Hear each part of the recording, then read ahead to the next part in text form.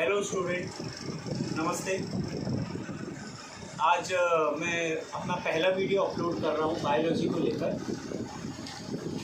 बच्चों, जैसे कि हम जान रहे हैं कि आज हम लोग पहला लेक्चर स्टार्ट कर रहे हैं 12वीं कक्षा का साइंस बायोलॉजी का। आज ये पहला लेक्चर है। तो लेक्चर स्टार्ट करने से पहले मैं आप लोगों को कुछ बताना चाहता हूँ।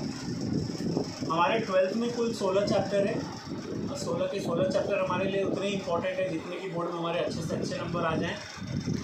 और लेक्चर शुरू करने से पहले हमें कुछ पहली तैयारी करनी है। जैसे कि पहला ये चैप्टर जीवों में जनन, पहले चैप्टर का नाम है। ये हम लोग क्यों पढ़ रहे हैं, किस लिए पढ़ रहे हैं, इसके पीछे हमारा उद्देश्य क्या है, ये चैप्टर कितने नंबर का है और ये कितना हमारे लिए इम्पोर्टेंट है। ठीक है ना। फिर इस चैप्टर से जुड़े कुछ इंपॉर्टेंट चीज़ें जैसे इंपॉर्टेंट क्वेश्चंस हो गए, ये सारी चीज़ें हमें ध्यान में रखना है। और हम 12th स्टैंडर्ड स्टार्ट करें उससे पहले हमें कुछ एक उद्देश्य है वो हमें पहले क्लियर कर लेना चाहिए। जैसे कि बच्चों आप लोग जानते हैं 12th स्टैंडर्ड जैसे ही हम कर रहे हैं, कंटिन्यू कर रहे हैं, हम लोग 12th स्टैंडर्ड पढ़ ही रहे हैं। उसके बाद फिर हमारी नीट की एग्ज़ाम आती है जो हमारे लिए इम्पॉर्टेंट है। हालांकि सबके लिए इम्पॉर्टेंट नहीं है। अगर हम देखें कुछ बच्चे जो है मेडिकल लाइन में जाना चाहते हैं, जैसे डॉक्टर बनना है, तो ऐसे बच्चों के लिए जिन्होंने अपना ध्येय पहले से, अपना एम, अपना टारगेट पहले से फिक्स कर रखा है कि नहीं मुझे डॉक्टर ही बनना है, तो उनको एक बहुत ही विशेष एग्ज़ाम है जो सरकार द्वारा ली जाती है, केंद्र सरकार द्वारा, जिसका नाम है नीट, NEET। नीट का पूरा नाम है national eligibility cum entrance test, जो कि 720 नंबर का होता है, जिसमें 360 नंबर बायो के हैं, 180 नंबर फिजिक्स का है और 180 नंबर केमिस्ट्री का है। बच्चों, अगर हम इस पर ध्यान दें, नीट पे अगर मैं कुछ 2 मिनट के लिए आपको बताना चाहूँगा, ब्रीफिंग करना चाहूँगा, फिर उसके बाद हम बायोलॉजी का लेक्चर स्टार्ट करेंगे, नो डाउट। बच्चों, नीट क्या है? नीट एक कॉम्पिटिटिव टेस्ट है, एंट्रेंस एग्ज़ाम है, जो आपको मेडिकल में जाने के लिए आपका लाइन खोलता है, रास्ता दिखाता है कि आपको कि आप क्वालिफाई हो गए तो आपको MBBS में आसानी से एडमिशन मिल जाता है। लेकिन इसके कुछ रूल है जो मैं आपको बताना चाहता हूँ। बच्चों, नीट की एग्ज़ाम देने के लिए आपको 12th में कम से कम आपके 50% होने चाहिए। फिज़िक्स, केमिस्ट्री, बायो मिला के तीनों सब्जेक्ट में आपके 50% होने चाहिए। ये सबसे बड़ी बात है, सबसे इम्पोर्टेंट बात है। और दूसरी, नीट में पासिंग मार्क कम से कम आपको 50% है, मतलब 720 में से कम आपको 50% लाने। अगर 720 नंबर अगर देखें, जैसे कि मैंने आपको पहले ही बता दिया है, 180 फिजिक्स का है, 180 केमिस्ट्री का है और 360 नंबर बायो का है। अगर हम जी जान लगा के 720 में से पासिंग कितना है, 360, अगर हम जी जान लगा के बायोलॉजी में एकदम जी तोड़ मेहनत कर दें तो हमारा पासिंग मार्क आसानी से बैठ जाता है। हालांकि बच्चों, एक और इम्पॉर्टेंट चीज़ है, नीट की एग्ज़ाम आपकी जो होती है वो मई के महीने में होती है, लेकिन इसका फॉर्म जो है वो दिसंबर में भरा जाता है। तो आपको भी इस चीज़ का ध्यान रखना है, फॉर्म भरते वक्त भी ध्यान रखना है। और नीट के लिए सबसे इम्पोर्टेंट और एक बात और है, नीट के जो पेपर आते हैं वो 0.25% निगेटिव मार्किंग के साथ आते हैं। निगेटिव मार्किंग भी हालांकि मैं आपको अच्छी तरह से समझा देता हूँ। जैसे कि मान लो आपने 10 क्वेश्चन अटेम्प्ट किए, 10 क्वेश्चन में से 4 आपका सही हो गया है, 6 सही हो गया आप लोग का, 4 गलत हो गया। तो उस 4 के गलत में अगर हम देखें तो आपका जो एक और सही है वो भी काट लिया जाएगा। अगर आपको परसेंटेज निकालने आता है अच्छी तरह तो आप खुद निकाल के देख सकते हैं। फॉर एग्जांपल, अगर 100 क्वेश्चन आपने अटेम्प्ट किए, हालांकि नीट में हर एक क्वेश्चन, चाहे वो फिजिक्स का हो, चाहे वो केमिस्ट्री का हो, चाहे वो बायोलॉजी का हो, 4 नंबर का एक MCQ आता है। उसके 4 ऑप्शन होते हैं। अगर आप श्योर हो तो ही उसको टिक करो, अगर नहीं श्योर हो तो उसको आप स्किप भी कर सकते हो, छोड़ सकते हो, उसका कोई भी नंबर जुड़ेगा नहीं और आपका निगेटिव मार्किंग नहीं होगा। हालांकि जैसे कि हम लोग अभी निगेटिव मार्किंग पे बात कर रहे थे, निगेटिव मार्किंग मैं आपको एकदम क्लियर तरीके से समझाता हूँ। फॉर एग्जांपल, कोई एक लड़का या एक लड़की, उसने 100 क्वेश्चन अटेम्प्ट कर लिए। अब 100 क्वेश्चन में से उसके 60 सही हैं और 40 गलत हैं। 60 सही हैं और उसके 40 गलत हैं। अब अगर आप इसका 0.25% माइनस मार्किंग करें तो आपके हिसाब आपके सामने क्लियर हो जाएगा। तो बच्चों, ये था हमारा नीट का लेके थोड़ा सा इम्पोर्टेंट डिस्कशन। मुझे ऐसा लग रहा था जो कि आप लोग से शेयर करना चाहिए, आप लोग को बताना चाहिए। काफ़ी इम्पोर्टेंट चीज़ें पढ़ना तो हमें पूरे साल भर है ही, हालांकि बायोलॉजी का तो नो डाउट हम करेंगे, अच्छी तरह मेहनत करेंगे कि ताकि हमारी अच्छे से अच्छे नंबर आ सके, बोर्ड क्वालिफाई कर सके हम लोग। और इसके साथ जो हमारा टारगेट सेट है कुछ बनने का जीवन में, चाहे वो डॉक्टर ही क्यों ना, वो भी हम एक अपने नीट के साथ तैयारी कर सकते हैं। बच्चों नीट में अगर हम देखें तो आपको तैयारी के लिए 11th और 12th बायोलॉजी की बुक, फिजिक्स और केमिस्ट्री के बारे में मुझे नहीं पता, मैं आप लोग से बायोलॉजी का शेयर कर रहा हूँ।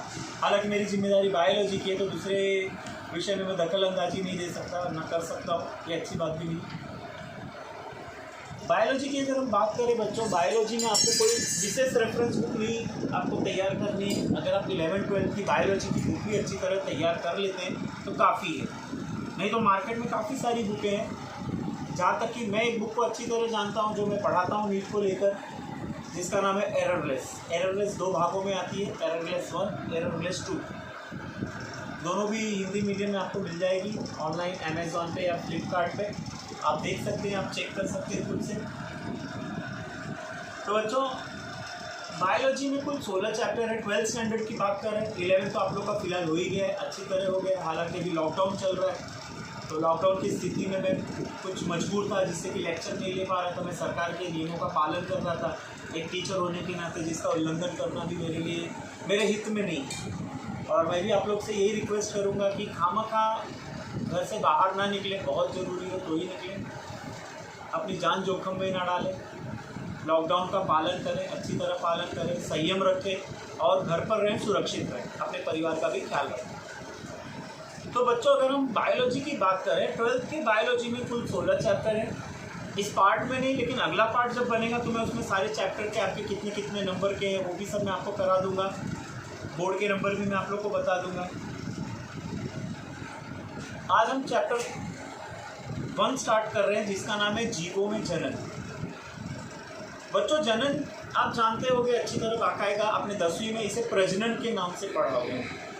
हम इसे 9वीं 10वीं में प्रजनन के नाम से पढ़ते थे, हालांकि 12th में नाम इसका जनन रख दिया गया, जीवों में जनन।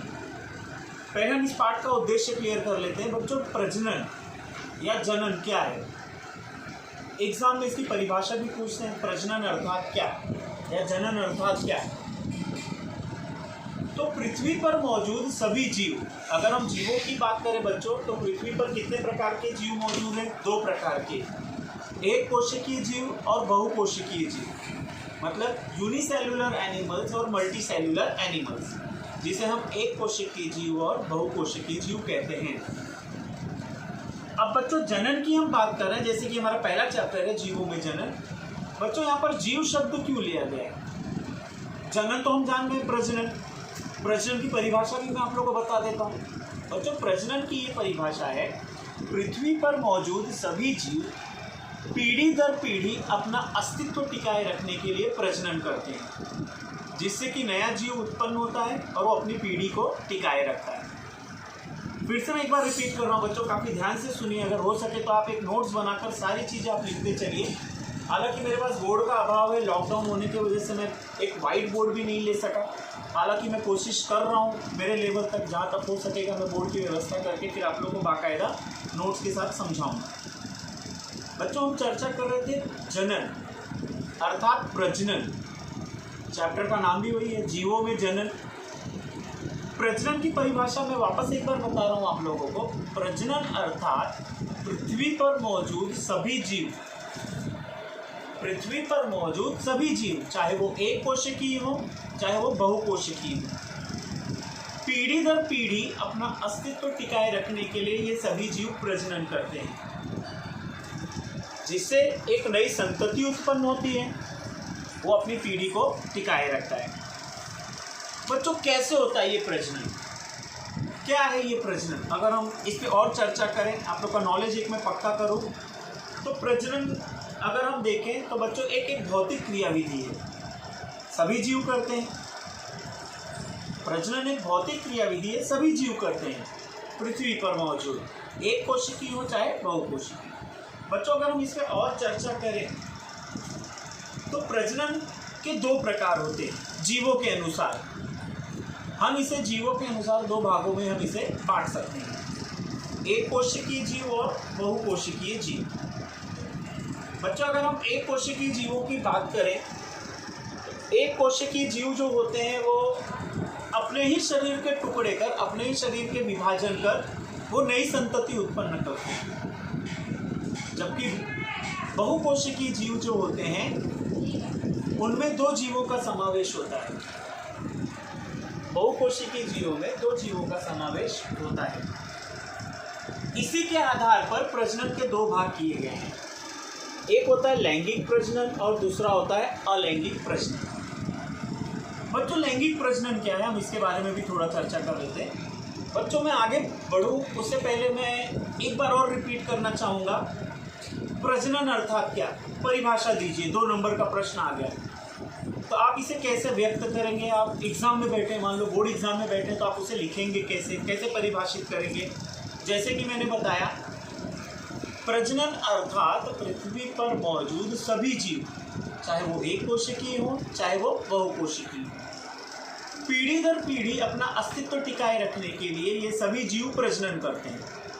प्रजनन करने के तत्पश्चात एक नया जीव उत्पन्न होता है जो उस पीढ़ी का सहारा बनता है, उस पीढ़ी को आगे ले जाता है। इसे हम प्रजनन कहते हैं। अब बच्चों एक प्रश्न और आता है 1 नंबर के लिए, जिसे हम लोग शॉर्ट क्वेश्चंस कहते हैं। 1 नंबर का वेरी स्मॉल क्वेश्चन, VSQ। पहले तो MCQ चलते थे, हालांकि MCQ ये साल लास्ट था, जो लोगों ने बोर्ड की एग्ज़ाम दे दी उन्हीं तक अब सीमित था। अब आने आप लोग जब बोर्ड की एग्ज़ाम देने जाएंगे तब आप लोग को VSQ की एग्ज़ाम देनी पड़ेगी। VSQ अर्थात वेरी स्मॉल क्वेश्चन। मान लो बच्चों अगर आपके वेरी स्मॉल क्वेश्चन में आ जाता है प्रजनन कितने प्रकार का है, प्रजनन कितने प्रकार का है, तो आपका प्रश्न क्या, उत्तर क्या होगा आप लोगों का?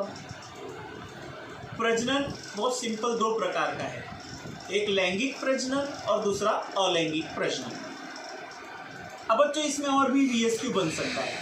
जैसे कि अगर हम देखें तो लैंगिक प्रजनन कौन से प्राणी करते हैं, या दूसरा एक और प्रश्न बन सकता है अलैंगिक प्रजनन कौन से प्राणी करते हैं। अगर हम बच्चों लैंगिक प्रजनन की बात करें तो लैंगिक प्रजनन में 2 जीवों का समावेश होता है, जैसे कि नर और मादा। नर और मादा, नर जो है वो शुक्राणु उत्पन्न करता है और मादा जो होती है वो अंडाणु उत्पन्न करती है। जब शुक्र कोशिका का अंड कोशिका के साथ समावेश होता है तब वहाँ पर कोशिका विभाजन शुरू होता है, तब एक नई संतति उत्पन्न होती है जिसे हम लोग क्या बोलते हैं, युग्मनज। युग्मनज के बाद जरायु का निर्माण होता है, जरायु के बाद एक नई संतति पूरी तैयार होती है। हालांकि बच्चों अगर हम लैंगिक प्रजनन के बारे में और विस्तृत अध्ययन करें हम, तो लैंगिक प्रजनन बहुत धीमी प्रक्रिया है, इसमें काफ़ी समय लगता है एक नए जीव उत्पन्न करने में। जबकि इससे भी तेज अगर हम देखें तो अलैंगिक प्रजनन होता है। तो आप लोग के मन में ये भी होगा अलैंगिक प्रजनन कौन करता है? हालांकि आपको लैंगिक प्रजनन का आंसर मिल गया। लैंगिक प्रजनन सभी बहुकोशिकीय जीव करते हैं। लैंगिक प्रजनन सभी बहुकोशिकीय जीव करते हैं, जबकि अलैंगिक प्रजनन सभी एक कोशिकीय जीव। बच्चों मैं आप लोग से एक क्वेश्चन पूछना चाहूँगा, क्या आप लोग किसी भी ऐसे 5 जीवों का नाम बता सकते हो जो एक कोशिकीयों में आते हैं? क्या आप कोई भी ऐसे 5 जीवों का नाम बता सकते हैं जो एक कोशिकीय में आते हैं? आपके पास 5 सेकेंड का समय है। हालांकि अब हम 12th स्टैंडर्ड में आ गए, चलो ठीक है मैं ही बता देता हूँ। Amoeba, paramecium, Euglena, Plasmodium, bacteria, virus. हालांकि वायरस तो आप अच्छी तरह जानते होंगे। हाल ही में सबसे बहुचर्चित वायरस कौन है जिसका इलाज ही नहीं हो रहा है? कोविड-19। कोविड-19। हालांकि आपको ये ज़्यादा साइंस लग रहा होगा। कोविड-19 अर्थात क्या, जिसे लोकल लोग बोलते हैं कोरोना। क्या बोलते हैं? कोरोना। अब बच्चों क्या है ये? एक कोशिकीय जीवों में ऐसी विशिष्टता क्या होती है जिससे कि इसमें 2 संततियां समाविष्ट नहीं हो सकती? इन्हें अलैंगिक प्रजनन में क्यों रखा गया है? बहुत सिंपल सा इसका उत्तर है बच्चों। ऐसे जीवों में ना तो कोई नर होता है ना कोई मादा। ऐसे जीव जो होते हैं ये अपनी ही कोशिका को विभाजन कर नई संतति उत्पन्न करते हैं। इसलिए इनसे जो भी संततियां उत्पन्न होती हैं वो हूबहू इन्हीं की नकल होती है। मतलब जितने भी एक कोशिकीय जीव हैं, जब वो अलैंगिक प्रजनन कर नई संतति उत्पन्न करते हैं, तब इनकी संततियां हूबहू इनकी तरह होती हैं, जिसे हम क्लोन कहते हैं। क्लोन बच्चों, क्लोन एक इंग्लिश शब्द है जो कि आपके बुक में ही दिया है। पेज नंबर 5 में अगर हम देखें तो सेकंड पैराग्राफ पे दिया गया है क्लोन। बच्चों क्लोन क्या है? जैसे हम लोग शुद्ध हिंदी में कहते हैं नकल, जेरोक्स।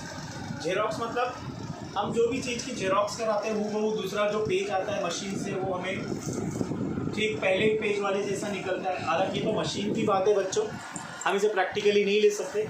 इसका बहुत एक बेस्ट एग्जांपल मैं आप लोगों को बताता हूँ, अमीबा, जो कि बुक में एक एग्जांपल दिया है।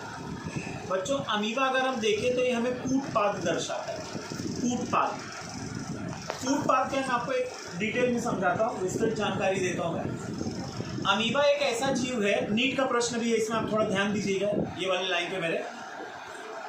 अमीबा जो है वो पृथ्वी पर अमर माना गया है। अमर, अमर अर्थात ना ये कभी मरेगा ना कभी ये नष्ट होगा। हालांकि अमीबा के द्वारा कई सारी बीमारियां भी होती हैं, जैसे पेचिस हो गया, अतिसार हो गया, पेट को लेकर भयंकर बीमारी जो पानी के द्वारा हमें मिलती है, और उसमें मौजूद जो अमीबा होता है इसके कारण हमें ये बीमारियां होती हैं।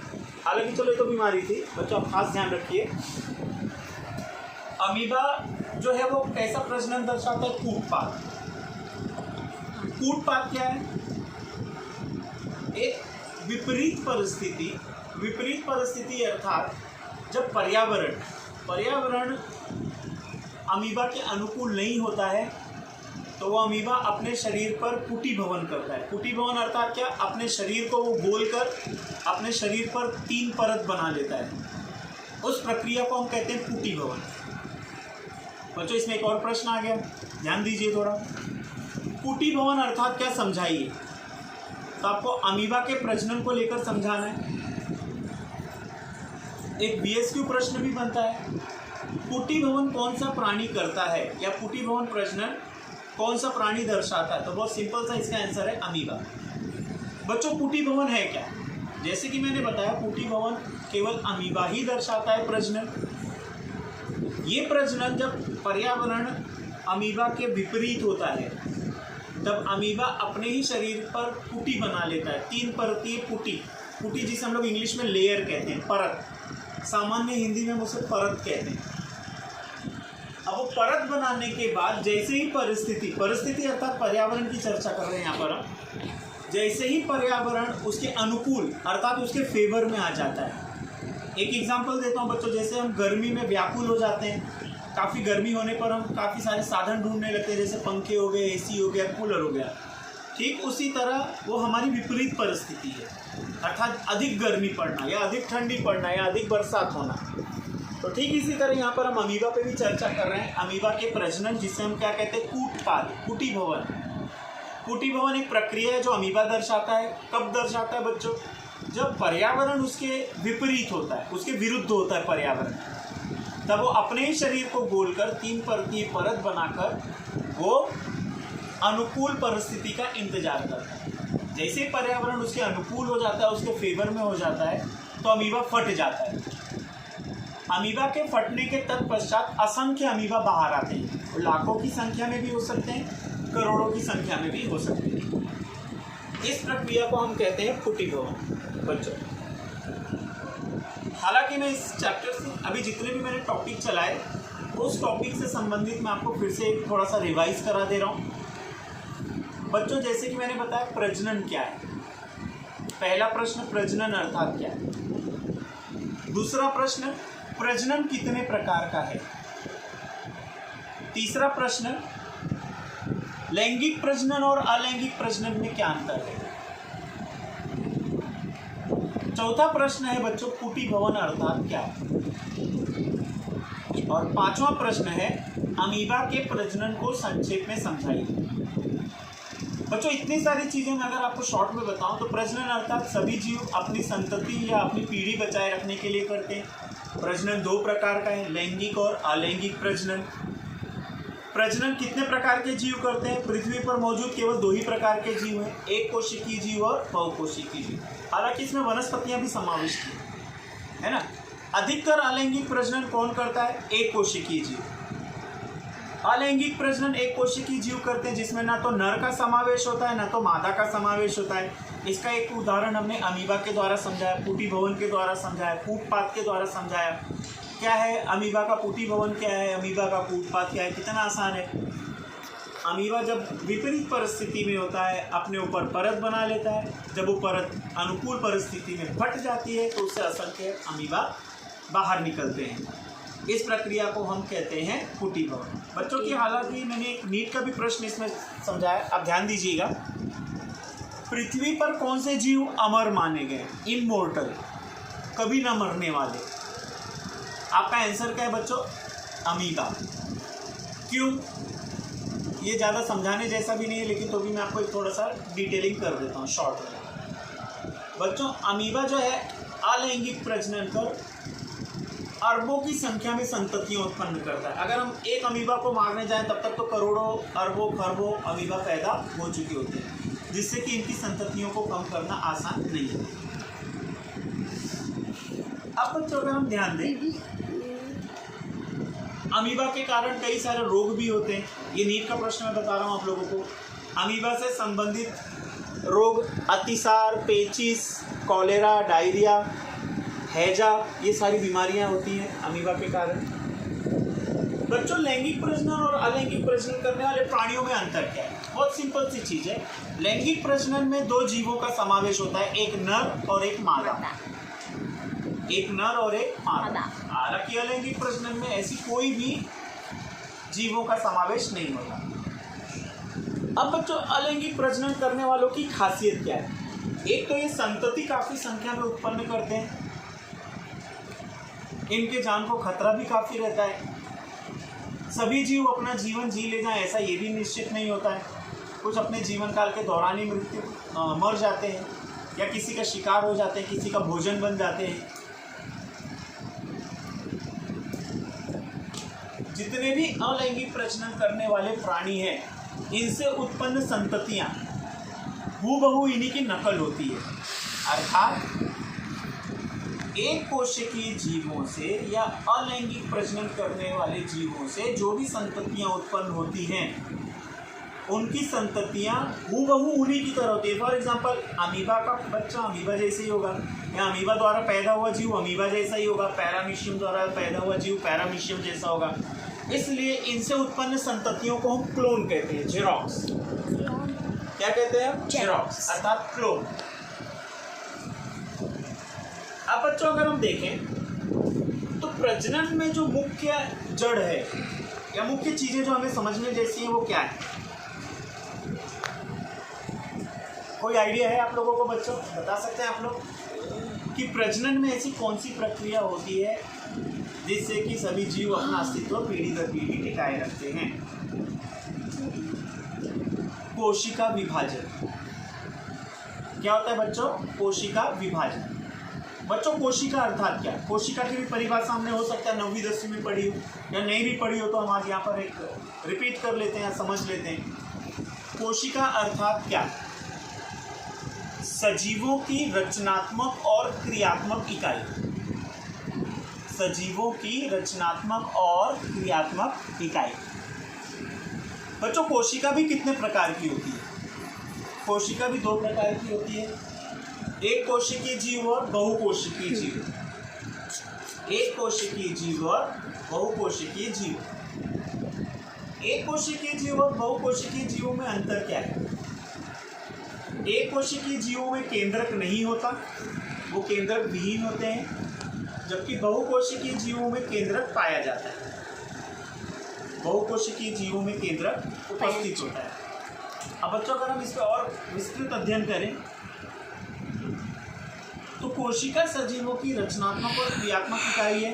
हालांकि आपको एक और नीट का प्रश्न बता देता हूँ। सभी कोशिकाओं के अपने अपने जीवन काल निश्चित किए गए हैं। जैसे फॉर एग्जांपल पृथ्वी पर तो 2 ही प्रकार की कोशिकाएं हैं, एक कोशिकीय जीव और बहुकोशिकीय जीव।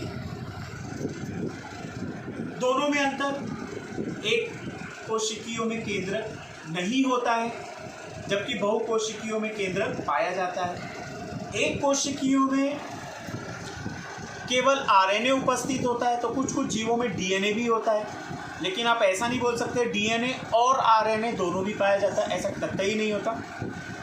जबकि अगर हम बहुकोशिकीयों की बात करें तो ऐसे जीवों में केंद्रक के अंदर डीएनए और आरएनए दोनों भी पाया जाता है, दोनों भी उपस्थित होता है। डीएनए क्या है, आरएनए क्या है? बच्चों डीएनए ये आनुवंशिकता की इकाई है, जबकि आरएनए ये शरीर की रचनात्मक इकाई है। अर्थात अगर हम चर्चा करें एक मनुष्य के शरीर की व्याख्या में देता हूँ, मनुष्य का शरीर अगर हम देखें डीएनए और आरएनए दोनों चीज़ों का बना हुआ है। पॉज करें बच्चों, जैसे कि हम चर्चा कर रहे थे एक कोशिकीय जीव और बहुकोशिकीय जीवों में अंतर क्या है, केंद्रक युक्त और केंद्रक विहीन। बच्चों अगर हम बहुकोशिकीयों की बात करें तो उनके केंद्रक में डीएनए और आरएनए दोनों पाया जाता है, दोनों के अपने अलग अलग कार्य हैं। आरएनए ये हमारे शरीर को बनाता है, प्रोटीन का ब्लॉक है। जैसे कि अगर हम कोई एक बिल्डिंग बनाते हैं या कोई एक इंफ्रास्ट्रक्चर खड़ा करते हैं, कोई एक फ्लैट बनाते हैं, तो आपने देखा होगा वहाँ पर दो संसाधनों की ज़रूरत पड़ती है, एक पिलर और एक ईंटें, जिसे हम लोग ब्लॉक्स बोलते हैं। बच्चों पिलर और ईंटा को जब हम एक करते हैं तब जाकर एक पूरी बिल्डिंग खड़ी होती है। ठीक उसी तरह हमारा शरीर भी बना है।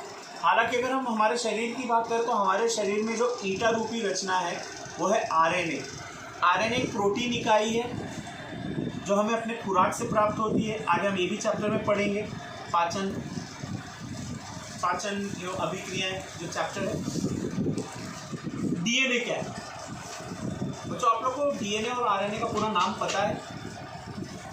अगर नहीं पता तो इसे एक बुक में लिख लीजिए, बाकायदा नोट्स बनाते चलिए। आरएनए अर्थात राइबोज न्यूक्लिक एसिड।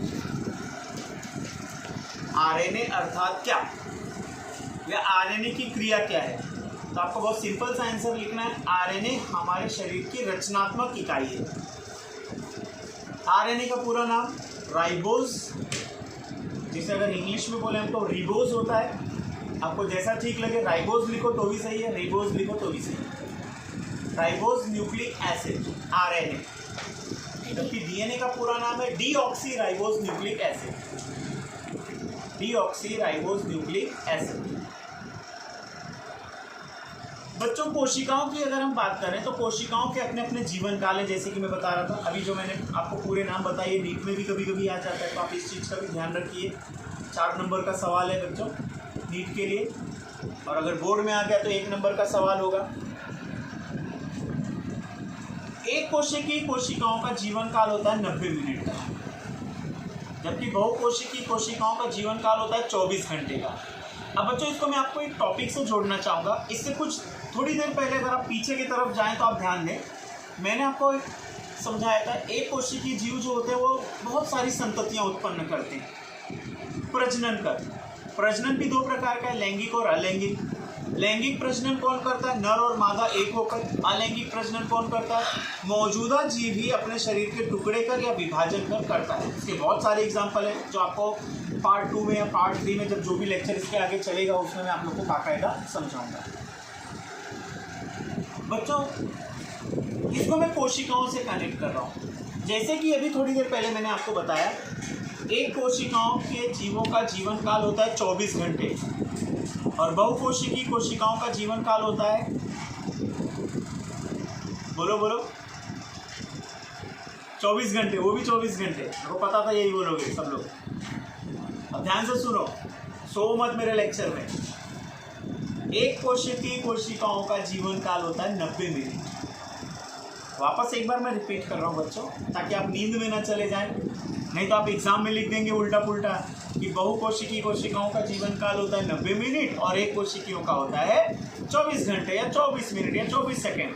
कई सारे बच्चे ऐसे होते हैं जो अपने मूड में एकदम खोए रहते हैं और कुछ भी उल्टा सीधा लिख के चले आते हैं। ऐसे बच्चों को हमारे गाँव में बकलोल बोला जाता है।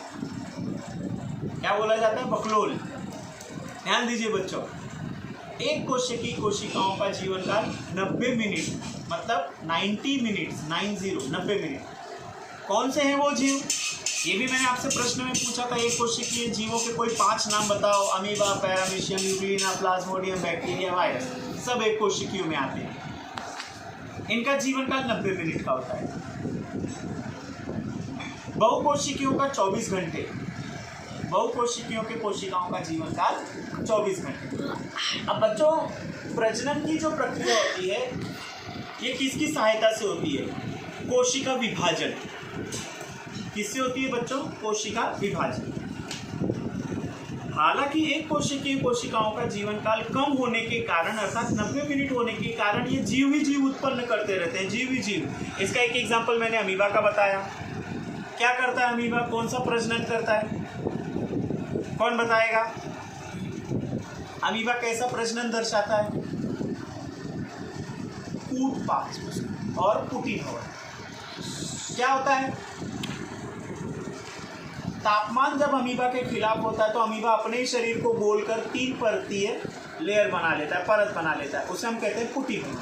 जैसे पर्यावरण इसके अनुकूल हो जाता है, इसके साथ हो जाता है, तो अमीबा खुद ब खुद फटकर असंख्य अमीबा पैदा करता है।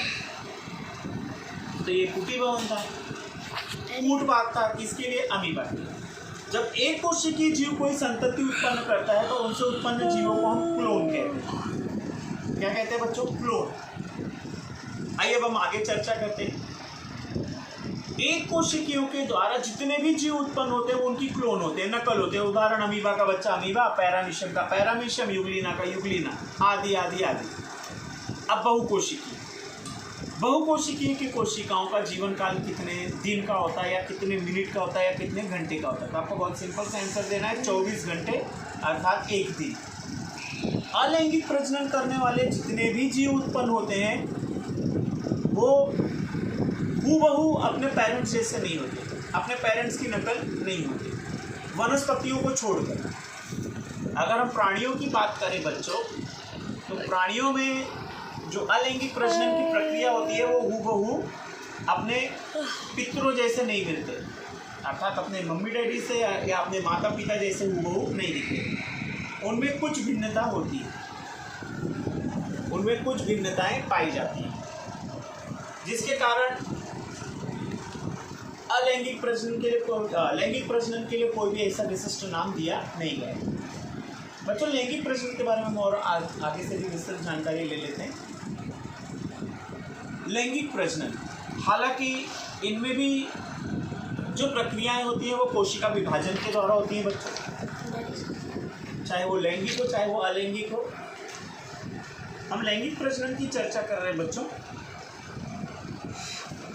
लैंगिक प्रजनन में जब नर और मादा युग्मक एक होते हैं तो ऐसे प्रजनन को लैंगिक प्रजनन कहा जाता है। क्योंकि अलैंगिक प्रजनन में केवल एक ही युग्मक सहभागी होता है और अपने शरीर के वो विभाजन कर या टुकड़े कर असंख्य जीव उत्पन्न करता है। बच्चों क्यों लैंगिक प्रजनन वाले जीवों की संततियां कम होती हैं? क्योंकि प्रजनन में एक चीज कॉमन है, एक चीज सामान्य, अगर आप ध्यान दें तो क्या? कोशिका विभाजन। क्या है बच्चों? कोशिका विभाजन। ये तो अभी खाली मैं आपको पाठ की प्रस्तावना बता रहा हूँ, काफ़ी बड़ा है प्रस्तावना। अगर हम प्रस्तावना क्लियर करेंगे या पाठ का बेसिक कॉन्सेप्ट अगर क्लियर होगा तो पाठ आगे आपको आसानी से समझ में आएगा। अगर आपको कहीं पे भी डाउट लगता है कि सर ये चीज़ नहीं समझ में आई तो आप मुझे कभी भी कॉल कर सकते हैं, पूछ सकते हैं, अपने डाउट मेरे समक्ष रख सकते हैं और मैं उसको क्लियर करूँगा। अब बच्चों जैसे कि हम बात कर रहे थे, प्रजनन में एक चीज सामान्य है। क्या है वो चीज? कोशिका। अगर मैं इसको प्रश्न बना के समझाऊं, कोशिका अर्थात क्या? सजीवों की रचनात्मक और क्रियात्मक इकाई। कोशिका कितने प्रकार की हो सकती है? एक कोशिकीय जीव और दो बहुकोशिकीय जीव। दोनों में अंतर क्या है? आपको एक छोटे से इसमें आंसर लिखना है। क्या? एक कोशिकीयों में केंद्रक नहीं होता जबकि बहुकोशिकीयों में केंद्रक पाया जाता है। एक कोशिकीयों में डीएनए या आरएनए होगा जबकि बहुकोशिकीयों में आरएनए और डीएनए दोनों भी होते हैं। ये आपको लिखना है, अगर एग्जाम में आता है तो ठीक, नहीं तो आपको अपने आगे भविष्य के नॉलेज के लिए आपको बहुत काम आएगा। अब बच्चों जीवों की संख्या, अगर आपके सामने से कोई लोकल आदमी आके पूछता है चल बता कौन सबसे ज़्यादा बच्चे पैदा करता है, तो आपको बहुत सामान्य से आंसर देना है। कौन? एक कोशिकीय जीव। सबसे कम बच्चे कौन पैदा करता है, तो आपको क्या आंसर देना है? बहुकोशिकीय जीव। दोनों कौन सी प्रक्रिया के द्वारा बच्चे पैदा करते हैं? प्रजनन। प्रजनन क्या है? सभी जीव करते हैं पृथ्वी पर मौजूद, पीढ़ी दर पीढ़ी अपना अस्तित्व टिकाए रखने के लिए। हम इस चीज को बार बार रिपीट कर रहे हैं ताकि आप लोग पक्के हो जाओ बच्चे। अब प्रजनन कितने प्रकार का है? दो, लैंगिक और अलैंगिक। दोनों में अंतर क्या है? लैंगिक में दो युग्मक सहभागी होते हैं, नर युग्मक और मादा युग्मक, जबकि अलैंगिक प्रजनन में एक ही युग्मक सहभागी होता है। अब बच्चों प्रजनन क्या है? प्रजनन के मुख्य तत्व कौन कौन से हैं, या प्रजनन की मुख्य प्रक्रियाएं कौन सी हैं? कोशिका। कोशिका अर्थात क्या, वो भी मैंने आपको परिभाषा में व्यक्त कर दिया है। सजीवों की रचनात्मक और क्रियात्मक इकाई। डीएनए आरएनए का आपको पूरा नाम भी बता दिया मैंने। आरएनए अर्थात हमारी जो बॉडी बनी है वो आरएनए अर्थात प्रोटीन की बनी है, जिसे हम साइंस में, प्योर साइंस में, बायोलॉजी में हम आरएनए कहते हैं बच्चों। और अगर हम डीएनए की बात करें तो डीएनए अर्थात क्या, हमारी आनुवांशिकता की इकाई। आनुवांशिकता की इकाई अर्थात क्या बच्चों, जो हमें एक पीढ़ी से दूसरी पीढ़ी, दूसरी से तीसरी, इसी तरह पीढ़ी दर पीढ़ी चलते रहती है। बच्चों ये आते कैसे हैं हमारे शरीर में? डीएनए और आरएनए आते कैसे हैं हमारे शरीर में? कोशिकाओं के द्वारा। शुक्र कोशिका और अंड कोशिका का जब विभाजन होता है तब हमें अपने पितरों से अर्थात माता पिता से हमें डीएनए और आरएनए प्राप्त होता है। डीएनए का पूरा नाम क्या है? Deoxy ribose nucleic acid. RNA का पूरा नाम क्या है? Ribose nucleic acid. दोनों में अंतर क्या है? इसके बायोलॉजी की भाषा में मैं आपको समझाता हूँ बच्चों। आरएनए ऑक्सीजन युक्त होता है, इनमें शर्करा भी अलग अलग होते हैं, जबकि डीएनए में ऑक्सीजन नहीं होता, जिसके कारण इसे डीऑक्सी कहा जाता है। डीऑक्सी अर्थात ऑक्सीजन विहीन, जबकि आरएनए में ऑक्सीजन होता है। ये एक अंतर आप सामान्य रूप से याद रखिए, ठीक है। अब बच्चों ये था हमारा डीएनए और आरएनए। अभी तो हम प्रस्तावना में ही चल रहे हैं, अभी आगे बहुत कुछ बाकी है बच्चों। जीवन काल की बात करते हैं। जीवन काल, जीवन काल जिसे हम लोग इंग्लिश में कहते हैं लाइफ स्पान। क्या कहते हैं बच्चों? Life span. एक कोशिकीय जीवों का जीवन काल कितने मिनट का होता है? 90। बहुकोशिकीय कोशिकाओं का जीवन काल कितने मिनट का होता है, या कितने घंटे का होता है, या कितने दिन? 24 घंटे अर्थात एक दिन। बच्चों मैं आप लोग का ध्यान और एक चीज पे लाना चाहूंगा। जीवन काल के आधार पर जीवन काल के आधार पर कई सारे जीवों के जीवन काल निश्चित किए गए हैं। कई सारे जीवों के जीवन काल निश्चित किए गए हैं। हालांकि हम पहला चैप्टर कर रहे हैं आज, जीवों में जनन पार्ट 1 है। ये मेरे वीडियो का पार्ट 1 है, जो अभी प्रस्तावना पे ही हम चल रहे हैं। प्रस्तावना आपको अच्छी तरह अगर समझ में आ जाती है तो ये चैप्टर आगे एकदम आसानी से आपको समझ में आते रहेगी। और बाई चांस अगर कहीं ना कहीं अगर आप लड़खड़ाते हैं, चैप्टर नहीं समझ में आता, तो आप बेझिझक मुझे कॉल करके पूछ सकते हैं। बच्चों जीवन काल के आधार पर अगर हम बात करें तो यहाँ पर मैं पहले चैप्टर पे अगर हम पेज नंबर 4 देखें, पेज नंबर अगर हम 4 पर देखें, मैं आप लोग का ध्यान बता रहा हूँ, यहाँ पर ध्यान दीजिए।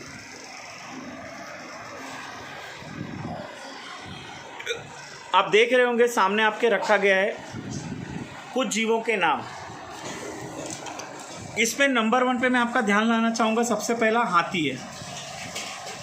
हाथी दिख रहा है आपको? हाथी जिसे हम लोग इंग्लिश में एलिफेंट कहते हैं बच्चों। खैर इंग्लिश हिंदी हमें यहाँ पर नहीं करना है, हमें खाली बायोलॉजी पढ़ना है। बच्चों यहाँ पर जो आपके पेज पर दिख रहा है, हाथी का जो जीवन काल है वो 48 साल का होता है। कितने साल का होता है बच्चों? 48 साल। अब बच्चों एक मैं नीट का आपको सवाल बताता हूँ बच्चों। यहाँ पर हम सबसे पहला जानवर जो देख रहे हैं वो हाथी, जिसका जीवन काल 48 साल का है। आप लोग एक नोट्स में लिखते चलिए प्लीज़। जब आप लोग के स्कूल से आपको किताब मिलेगी तब आप उस पर लिख सकते हैं। बच्चों इसमें एक मैं नीट का प्रश्न ऐड करना चाहूँगा। मान लो एक प्रश्न मैं आपको बना के पूछ रहा हूँ। यहाँ पर हाथियों की प्रजाति देखें तो यहाँ पर हाथियों की प्रजाति अगर हम देखें तो 2 प्रकार की दी गई है, जिससे कि क्वेश्चन भी घुमा फिरा के पूछते हैं। ये आपके सामने जो मैं बुक पे दिखा रहा हूँ ये एशियन हाथी है। एशियन अर्थात जो एशियन कंट्री में पाई जाती है, जैसे पाकिस्तान हो गया, इंडिया हो गया, चाइना हो गया, श्रीलंका हो गया। ऐसे जगहों पर पाए जाने वाले हाथी को एशियन हाथी कहते हैं। जबकि एक और हाथी की प्रजाति है जो अफ्रीका में पाई जाती है, अफ्रीकन हाथी। उसका जीवन काल बच्चों 70 से 75 साल होता है। आप इस चीज़ पर भी ध्यान रखिए। फिर गुलाब, हालांकि बच्चों यहाँ पर लिखा नहीं गया है, गुलाब का जीवन काल जो होता है वो लगभग 15 से 20 दिन का होता है, लिख लीजिए। हाथी का जीवन काल 48 साल।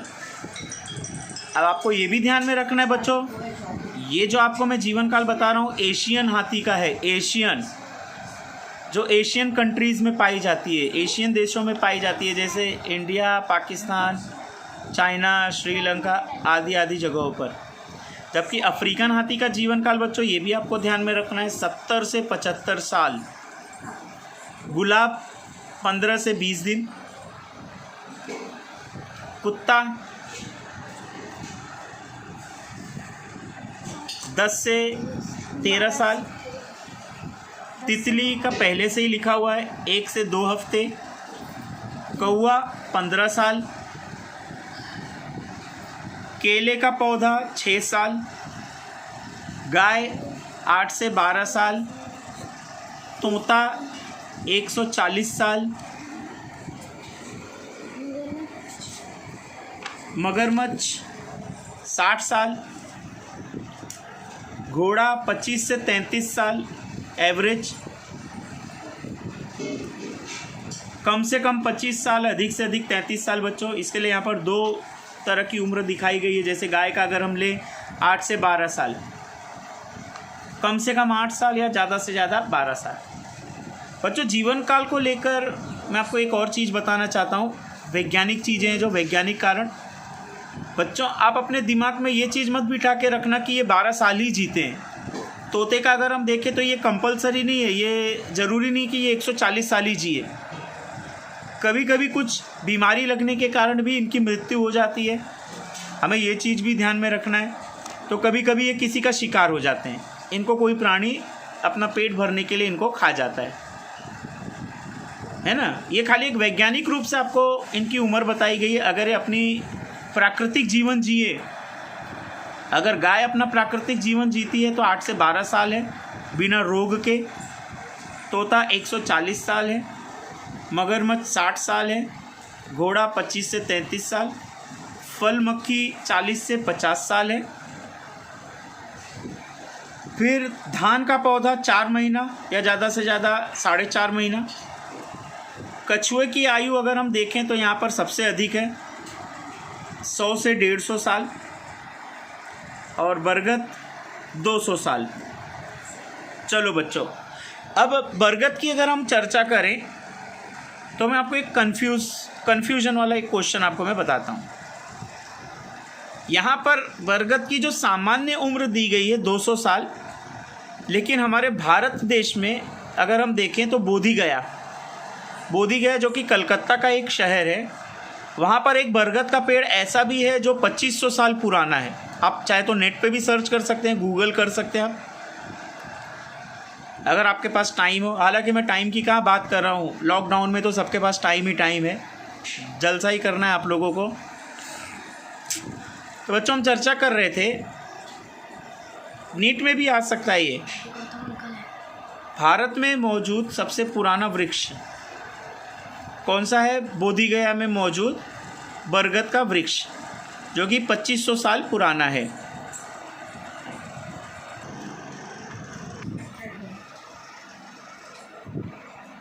देखिए बच्चों, जैसे कि मैंने आप लोगों को बताया, बरगद का सामान्य बरगद का जीवन काल जो होता है 200 साल का होता है लगभग। अगर हम इसमें एक नीट का प्रश्न ऐड करें तो नीट के प्रश्न में जो सबसे भारत देश में सबसे जूने से जूना या पुराने से पुराना जो बरगद का पेड़ है वो बोधगया वृक्ष है। आप नेट पे भी सर्च करके एक बार प्लीज़ देख लीजिएगा तो आपको एक आइडिया आ जाएगा। ठीक है, तो बच्चों ये सब प्राणियों का जीवन काल आप जैसे कि देख रहे हैं, ये पेज पे आपको पेज नंबर 4 पे पहले ही पाठ में दिख जाएगा। ये सारे प्राणी जो हैं वो बहुकोशिकीय हैं, इनमें कुछ वनस्पतियाँ भी दी गई हैं जैसे गुलाब, केला, बरगद और चावल। तो ये सारे बहुकोशिकीय जीवों में आते हैं, है ना। क्या आप बता सकते हैं बहुकोशिकीय जीव कौन सा प्रजनन दर्शाते हैं, लैंगिक या अलैंगिक? लैंगिक प्रजनन। लैंगिक प्रजनन में किसका समावेश होता है? दो युग्मकों का, एक नर युग्मक और एक मादा युग्मक। अब बच्चों इसके बाद अगर हम यहाँ पर एक शब्द देखें, यहाँ पर एक पैराग्राफ दिया हुआ है पेज नंबर 5 पे, ये रहा पेज नंबर 5।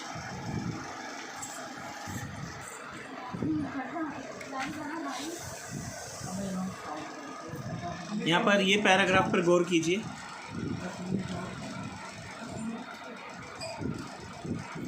ये पैराग्राफ पर गौर कीजिए बच्चों। जैसे कि हमें पूरा पैराग्राफ नहीं पढ़ना है, ऊपर से चौथी लाइन में आप अगर देखें तो यहाँ से शुरू हो रहा है, ये रही जनन प्रक्रिया, अर्थात जैसे कि मैंने आप लोग को पहले ही समझा दिया है, प्रजनन की प्रक्रिया दो प्रकार की होती है जो एक अथवा दो जीवों के बीच भागीदारी पर आधारित रहती है। अगर हम यहाँ पर एक के बारे में सोचें, अर्थात कौन हो गया बच्चों? एक कोशिकीय जीव, तो उनका जो प्रजनन होता है वो अलैंगिक प्रजनन कहलाता है। और यदि दो युग्मक की भागीदारी हो, और वो दो युग्मक में कौन आ गए बच्चों? गेस करो, ये रहा नर और मादा युग्मक। तो ऐसे प्रजनन को हम कौन सा प्रजनन कहते हैं? लैंगिक प्रजनन। ये आप देख सकते हैं बाकायदा। तो ये हमारा पैराग्राफ इसी चीज़ पर आधारित है जिसको मैंने पहले से ही समझा रखा है। बस आपको ये पूरा पढ़ना नहीं है, बस आप अपने दिमाग में ये बैठा के रखिए, प्रजनन के प्रकार दो, लैंगिक और अलैंगिक। पूरे सृष्टि में अगर पृथ्वी पर बात करें हम, तो पृथ्वी पर दो प्रकार के जीव पाए जाते हैं, एक कोशिकीय और बहुकोशिकीय। इसी आधार पर आप कल्पना कर सकते हैं, एक कोशिकीय जीव अलैंगिक प्रजनन दर्शाता है और बहुकोशिकीय जीव लैंगिक प्रजनन दर्शाता है। बहुकोशिकीय जीवों में कुछ वनस्पतियों का भी समावेश है जो लैंगिक प्रजनन दर्शाते हैं। तो कुछ वनस्पतियां भी एक कोशिकीय में रखी गई हैं, जैसे शैवाल हो गया, नील हरित शैवाल, बीजीय जिसे हम कहते हैं, ब्लू ग्रीन अलगी। ये शैवाल जो होते हैं ये अलैंगिक प्रजनन दर्शाते हैं। वो पार्ट 2 वीडियो जब मैं बनाऊंगा उस पर हम विस्तृत रूप से चर्चा करेंगे। आप लोग नोट्स लेके तैयार रहिएगा। नोट्स आपको बाकायदा लिखाया जाएगा मेरी तरफ से, बोल बोल कर। आपको वीडियो एकदम गौर से सुनना है, एकांत में सुनना है, और इसमें जो चीज़ समझ में नहीं आती आप मुझे कॉल करके एनी टाइम पूछ सकते हैं। तो बच्चों ये था हमारा जीवों में जनन का प्रस्तावना। बच्चों फिर से मैं कुछ इसमें प्रश्न पूछना चाहूँगा नीट का लेकर। मैं चाहता हूँ आप नीट से अलग ना रहें, बायोलॉजी के साथ साथ आप नीट से भी जुड़े रहें, क्योंकि जितना इम्पोर्टेंट हमारे लिए 12th है उतना ही हमारे करियर के लिए इम्पोर्टेंट नीट की एग्ज़ाम है। तो मेरा पहला प्रश्न ये है, ध्यान से सुनिएगा। प्रजनन अर्थात क्या, परिभाषा दीजिए। ये आपको खुद से लिखना है। ध्यान से समझिए बच्चों प्रश्न, वापस एक बार मैं रिपीट कर रहा हूँ। प्रश्न नंबर 1, आप इसे चाहे एज अ होमवर्क ले सकते हैं या एक प्रैक्टिस के लिए एक कार्य दे रहा हूँ मैं आपको, आप इसे इस तरह से ले सकते हैं। प्रश्न नंबर 1, प्रजनन अर्थात क्या, परिभाषित कीजिए। आपको अपने मन में ये नहीं रखना है कि ये कितने नंबर का होगा सर, कितने नंबर का नहीं होगा। आप सिर्फ प्रैक्टिस कीजिए, बाकी एग्ज़ाम में देख लेंगे जितने भी नंबर का है, हमें लिखने से मतलब है। प्रश्न नंबर 2 बच्चों, लैंगिक और अलैंगिक प्रजनन में क्या अंतर है?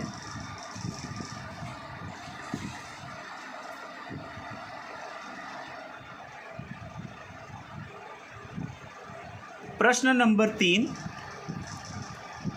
अमीबा में होने वाले प्रजनन की प्रक्रिया समझाइए।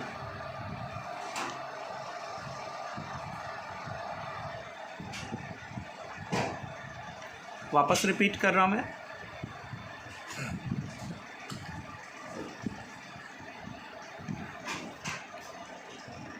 नेक्स्ट,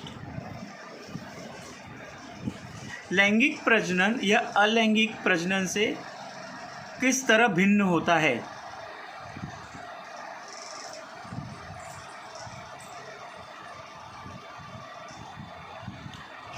नेक्स्ट प्रश्न बच्चों, कूटपाद अथवा पुटी-भवन अर्थात क्या? संक्षिप्त में समझाइए। संक्षिप्त में समझाइए।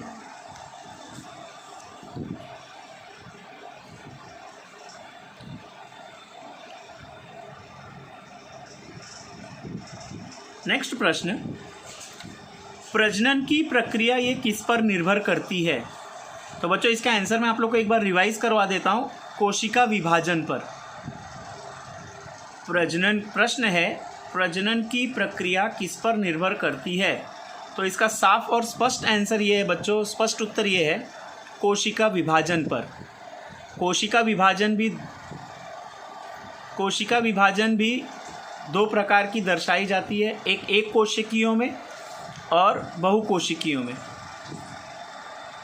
कोशिका विभाजन पर बच्चों हम पार्ट 2 वाले वीडियो में विस्तृत रूप से समझेंगे कोशिका विभाजन कैसे होता है। ये हालांकि हम 11th में पढ़ चुके हैं 8वें 9वें 10वें चैप्टर में, लेकिन तो भी एक बार मैं रिवाइज़ करवा दूंगा ताकि हम इस चैप्टर से अच्छी तरह से जुड़े रहें, हम भटक ना पाएँ कहीं।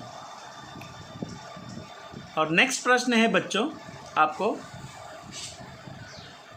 हो सके तो लिख लीजिए एक बुक पे, आप चाहे उसे रफ समझें या आप चाहे उसे नोट्स समझें, आपके अच्छे के लिए है, प्रैक्टिस हो जाएगी एक अच्छी खासी। अफ्रीकन हाथी का जीवन काल सामान्यतः कितना होता है? अफ्रीकन, रिपीट कर रहा हूँ मैं क्वेश्चन बच्चों, अफ्रीकन हाथी का सामान्यतः जीवन काल कितना होता है?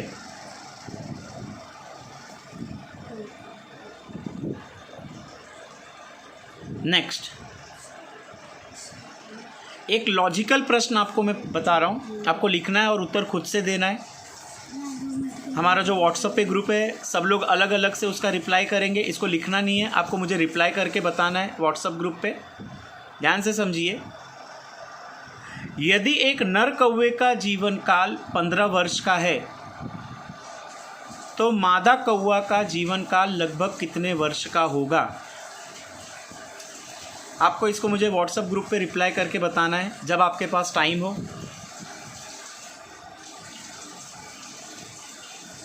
नेक्स्ट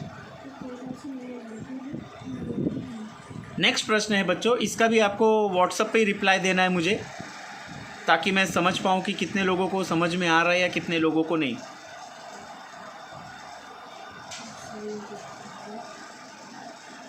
प्रश्न है बच्चों, ध्यान से समझिए, क्या आप जीवन काल को सुनिश्चित कर सकते हैं? फॉर एग्जाम्पल, क्या यह जरूरी है तोता 140 साल ही जिए?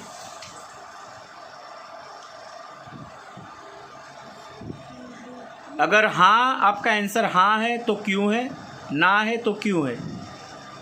आपको मुझे व्हाट्सएप पे रिप्लाई देना है। और जिन बच्चों को समझ में नहीं आता है तो वो चिंता ना करें, एक दूसरे की मदद लेकर भी वो पूछ के मुझे रिप्लाई दे सकते हैं। अगर कोई आपकी मदद नहीं भी कर रहा है तो आप मुझे फ़ोन करके पूछ सकते हैं।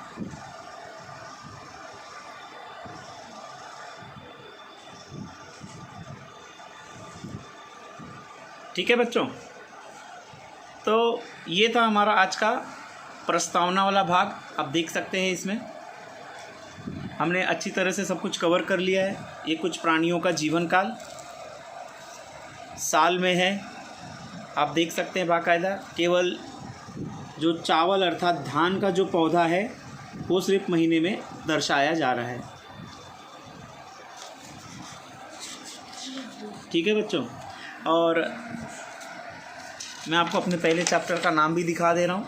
ये रहा अध्याय 1, जीवों में जनन।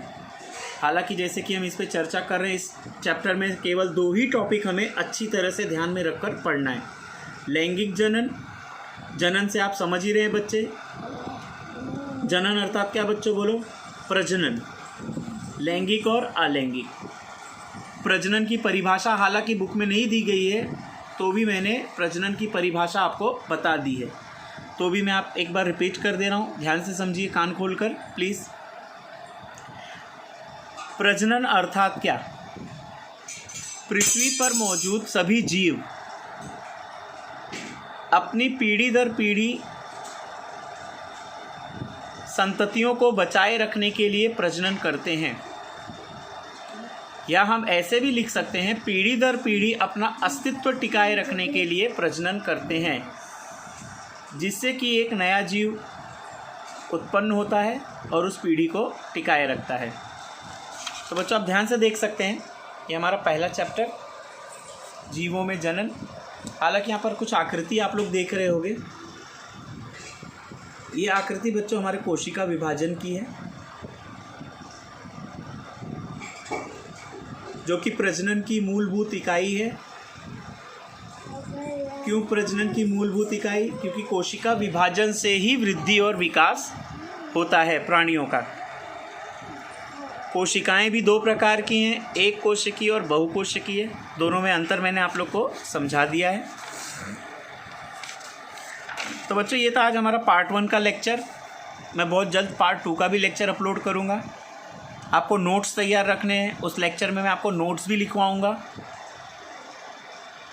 आपको नोट्स लिखने के साथ साथ मैं कुछ होमवर्क भी दूंगा, कुछ प्रश्न भी पूछूंगा, जो आपको लिखकर भी मुझे दिखाना है और व्हाट्सएप पे मुझे लिखकर उसका जवाब भी देना है। ठीक है बच्चों, चलो अब आज का जो लास्ट टॉपिक है, मैं आप लोग का ध्यान लाना चाहूँगा इस शब्द पर, क्लोन। आप ये देख रहे हैं डार्क अक्षर में लिखा हुआ है, एकदम गहरे अक्षर में क्लोन। क्लोन अर्थात क्या बच्चों? जितने भी अलैंगिक प्रजनन करने वाले जीव हैं, उनसे उत्पन्न जो संततियां होती हैं, हूबहू उनकी नकल होती हैं, हूबहू उनके समान होती हैं। ऐसे संततियों को हम क्या कहते हैं? क्लोन। बच्चों जबकि क्लोन शब्द की जो यहाँ पर व्याख्या दी गई है, यहाँ पर जो क्लोन शब्द की चर्चा दी गई है, वो केवल और केवल आप देखेंगे तो अलैंगिक प्रजनन के लिए है, ना कि लैंगिक प्रजनन के लिए। इसका वैज्ञानिक कारण क्या हो सकता है? सर क्यों अलैंगिक प्रजनन में ही क्लोन शब्द का उपयोग किया गया है, सर लैंगिक में क्यों क्लोन शब्द का उपयोग क्यों नहीं किया गया है? तो इसका बच्चों बहुत सामान्य सा आंसर है। एक कोशिकीय जीव हूबहू अपनी तरह संततियां उत्पन्न करते हैं, जबकि बहुकोशिकीय जीव जो लैंगिक प्रजनन करते हैं, उनकी संततियों में भिन्नता पाई जाती है। जैसे अगर हम देखें, एक भाई बहन है, भले वो जुड़वा ही पैदा हुए हैं, या दो जुड़वा लड़के पैदा हुए हैं, या दो जुड़वा लड़की पैदा हुई हैं, वो शारीरिक रूप से समान हो सकते हैं, लेकिन मानसिक रूप से समान नहीं हो सकते, उनमें भिन्नता होती है। लेकिन अगर हम प्रजनन की प्रक्रिया देखें बच्चों, तो प्रजनन में एक चीज़ मैं और ऐड करना चाहूँगा आप लोग के नॉलेज के लिए, हालांकि बुक में वो चीज़ भी नहीं दी गई है। पृथ्वी पर जितने भी जीव हैं, वो प्रजनन पर्यावरण के अनुकूलित होकर करते हैं, पर्यावरण के अंतर्गत करते हैं। क्योंकि प्राणियों पे किसका नियंत्रण होता है? पर्यावरण का। पर्यावरण के विपरीत जाकर कोई भी प्राणी कोई भी कार्य नहीं कर सकता। तो ये था हमारा प्रस्तावना, आप लोग देख रहे हैं। प्रस्तावना भले आपको दिखने में छोटा लग रहा होगा, लेकिन समझाने में ये काफ़ी बड़ा है और रुचिकर भी है। और मुझे ये उम्मीद है आप लोग को पूरी तरह ये प्रस्तावना आपको समझ में आ गई होगी। और नहीं भी आई तो कोई दिक्कत नहीं बच्चों, आप मुझसे कभी भी फ़ोन करके आप पूछ सकते हैं, व्हाट्सएप पे भी चर्चा कर सकते हैं। ठीक है, तो कुछ प्रश्न जो मैंने आप लोगों को यहाँ पर होमवर्क के लिए दिया है या आपके प्रैक्टिस के लिए दिया है, मुझे उम्मीद है आप इसको दिलो जान से करेंगे और रिप्लाई भी देंगे व्हाट्सएप पर। तो इसी के साथ आज मैं अपना वीडियो यहाँ पर ख़त्म करता हूँ, और नेक्स्ट वीडियो जो मेरा होगा वो इसी पर होगा, पार्ट 2। हालांकि ये पार्ट 1 है, तो पार्ट 2 में हम स्टार्ट करेंगे अलैंगिक जनन पे पूरी विस्तृत जानकारी, कौन कौन से प्राणी इसमें समाविष्ट किए गए हैं। और नेक्स्ट जो है वो आप देख सकते हैं यहाँ पर अलैंगिक प्रजनन में कुछ प्राणी, कुछ वनस्पतियों का समावेश किया गया है। फिर स्टार्ट होगा लैंगिक जनन। तो हम क्रमानुसार करेंगे। आप जुड़े रहिए मुझसे, इस वीडियो से जुड़े रहिए। और मैं आप लोग से ये भी रिक्वेस्ट करूँगा, लॉकडाउन है, अपने परिवार का और अपना सेहत का ध्यान रखिए। रिस्क मत लीजिए, लाइफ से बढ़कर कुछ नहीं है बच्चों। जहाँ हो वहीं रहो, सुरक्षित रहो। नमस्ते।